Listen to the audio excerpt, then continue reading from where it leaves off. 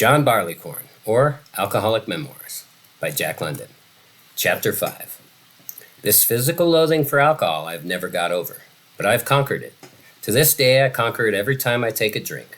The palate never ceases to rebel, and the palate can be trusted to know what is good for the body. But men do not drink for the effect alcohol produces on the body. What they drink for is the brain effect. And if it must come through the body, so much the worse for the body. And yet, despite my physical loathing for alcohol, the brightest spots in my child life were the saloons. Sitting on the heavy potato wagons, wrapped in fog, feet stinging from inactivity, the horses plodding slowly along the deep road through the sandhills, one bright vision made the way never too long. The bright vision was the saloon at Colma, where my father, or whoever drove, always got out to get a drink. And I got out to warm by the great stove and get a soda cracker. Just one soda cracker, but a fabulous luxury. Saloons were good for something.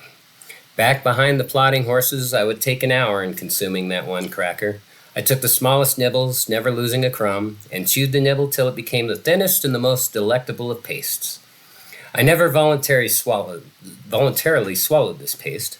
I just tasted it, and went on tasting it, turning it over with my tongue, spreading it on the inside of this cheek, then on the inside of the other cheek, until, at the end, it eluded me and in tiny drops and oozlets slipped and dribbled down my throat.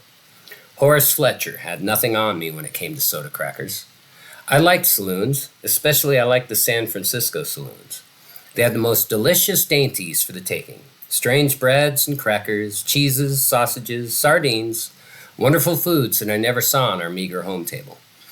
And once, I remember a barkeeper mixed me a sweet temperance drink of syrup and soda water.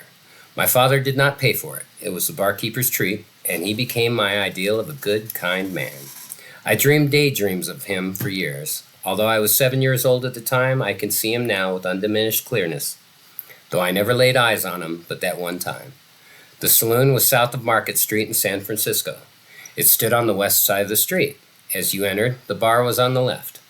On the right against the wall was the free lunch counter. It was a long, narrow room, and at the rear, beyond the beer kegs on the tap, were small round tables and chairs. The barkeeper was blue-eyed and had fair silky hair peeping out from under a black silk skullcap.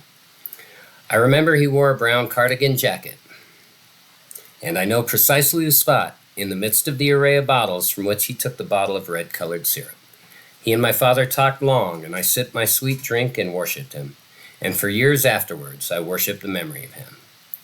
Despite my two disastrous experiences, here was John Barleycorn, prevalent and accessible everywhere in the community, luring and drawing me. Here were connotations of the saloon making deep indentations in a child's mind. Here was a child forming its first judgments of the world, finding the saloon a delightful and desirable place. Stores, nor public buildings, nor all the dwellings of men ever opened their doors to me and let me warm by their fires, or permitted me to eat the food of the gods from narrow shelves against the wall. Their doors were ever closed for me.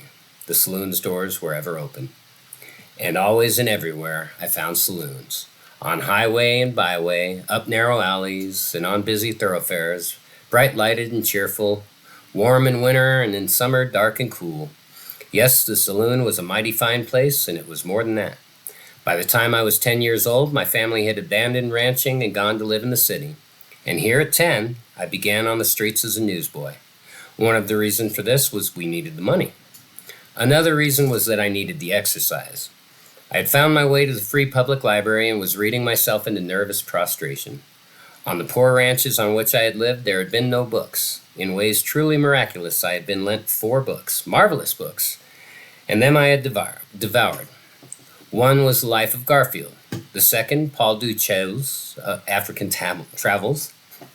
The third, a novel by Ouida, with the last 40 pages missing. And the fourth, Irving's Alhambra. This last had been lent to me by a schoolteacher. I was not a forward child. Unlike Oliver Twist, I was incapable of asking for more. When I returned the Alhambra to the teacher, I hoped she would lend me another book. And because she did not, most likely she deemed me unappreciative, I cried all the way home on the 3-mile tramp from the school to the ranch. I waited and yearned for her to lend me another book. Scores of times I nerved myself almost to the point of asking her, but never quite reached the necessary pitch of effrontery. And then came the city of Oakland, and on the shelves of that free library I discovered all the great world beyond the skyline. Here were thousands of books, as good as many four-wonder books, and some were even better. Libraries were not concerned with children in those days, and I had strange adventures. I remember in the catalog being impressed by the title, The Adventures of Peregrine Pickle. I filled an application blank, and the librarian handed me the collected and entirely unexpurgated works of Smollett in one huge volume. I read everything, but principally history and adventure, and all the old travels and voyages. I read mornings, afternoons, and nights. I read in bed, I read at the table, I read as I walked to and from school, and I read at recess while the other boys were playing. I began to get the jerks. To everybody I replied, "Go away, you make me nervous." And so, at 10, I was out on the streets, a newsboy. I had no time to read. I was busy getting exercise and learning how to fight, busy learning forwardness and brass and bluff. I had an imagination and a curiosity about all things that made me plastic. Not least among the things I was curious about was the saloon, and I was in and out of many a one. I remember in those days on the east side of Broadway between 6th and 7th, from corner to corner there was a solid block of saloons. In the saloons life was different. Men talked with great voices, laughed great laughs, and there was an atmosphere of greatness. Here was something more than common every day where nothing happened. Here life was always very live, and sometimes even lurid, when blows were struck and blood was shed, and big policemen came shouldering in. Great moments, these, for me. My head filled with all the wild and valiant fighting of the gallant adventures on the sea and land. There were no big moments when I trudged along the street, throwing my papers indoors. But in the saloons, even the sots, stupefied, sprawling across the tables or in the sawdust, were objects of mystery and wonder. And more, the saloons were right. The city fathers sanctioned them and licensed them. They were not the terrible places I heard boys deem them who lacked my opportunities to know. Terrible they might be, but then that only meant that they were terribly wonderful. And it is the terribly wonderful that a boy desires to know. In the same way, pirates and shipwrecks and battles were terrible. And what healthy boy wouldn't give his immortal soul to participate in such affairs? Besides, in saloons I saw reporters, editors, lawyers, judges, whose names and faces I knew. They put the seal of social approval on the saloon. They verified my own feeling of fascination in the saloon. They too must have found there that something different, that something beyond which I sensed and groped after. What it was I did not know. Yet there it must be, for there men focused like buzzing flies about a honeypot. I had no sorrows, and the world was very bright, so I could not guess that what these men sought was forgetfulness of jaded toil and stale grief. Not that I drank at that time. From 10 to 15 I rarely tasted liquor, but I was intimately in contact with drinkers and drinking places. The only reason I did not drink was because I didn't like the stuff.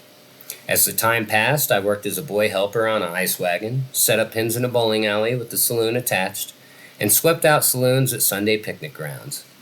Big jovial Josie Harper ran a roadhouse at Telegraph Avenue and 39th Street.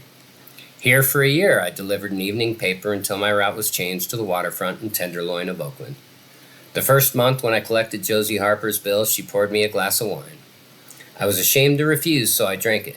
But after that, I watched the chance when she wasn't around so as to collect from her barkeeper. The first day I worked in the bowling alley, the barkeeper, according to custom, called us boys up to have a drink after we had been sitting up pins for several hours. The others had asked for beer. I said I'd take ginger ale. The boys snickered, and I noticed the barkeeper favored me with a strange, searching scrutiny. Nevertheless, he opened a bottle of ginger ale. Afterward, back in the alleys and the pauses between games, the boys enlightened me. I had offended the barkeeper. A bottle of ginger ale cost the saloon ever so much more than a glass of steam beer, and it was up to me, if I wanted to hold my job, to drink beer. Besides, beer was food. I could work better on it. There was no food in ginger ale. After that, when I couldn't sneak out of it, I drank beer and wondered what men found in it that was so good. I was always aware that I was missing something. What I really liked in those days was candy. For 5 cents, I could buy 5 cannonballs, big lumps of the most delicious lastingness. I could chew and worry a single one for an hour. Then there was a Mexican who sold big slabs of brown chewing taffy for 5 cents each.